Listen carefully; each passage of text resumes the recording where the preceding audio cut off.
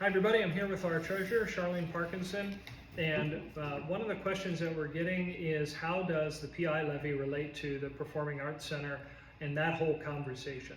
And the way it relates is this. If you have a house and you need to replace the roof, you're going to take care of the roof before you add on to the house, and that's kind of where we're at. Right now we need to take care of our parking lots, take care of our buses, take care of our security and all the infrastructure before we have a conversation about a performing arts center. And that conversation could happen pretty soon. That could happen in 2028, as early as 2028, for us to be able to have a really good conversation about what our kids need.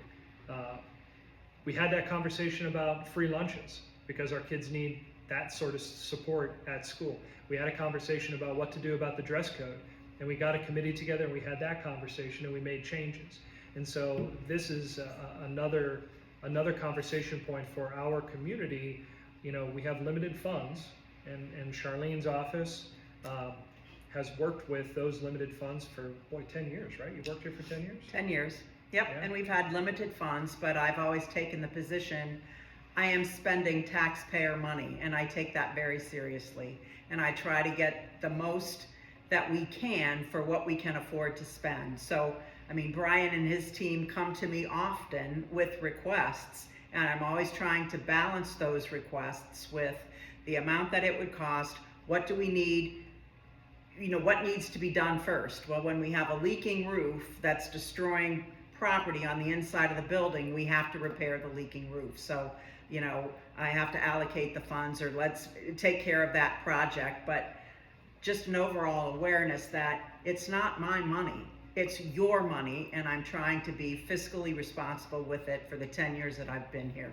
And I feel very good about what I have done for your community, you know, in my tenure here with that. And I think that the state has recognized our fiscal office as well. The auditor of the state has come in and kind of given us a gold star on the practices that we have in place. And so, you know, we want you to enter into November 5th with as much information as possible. But feel free to reach out to me, to Charlene, to ask us some of those questions. Reminder that, you know, on a $100,000 home, it's $14.58 a month. And we recognize that everyone is cognizant of you know, the economy in today's world.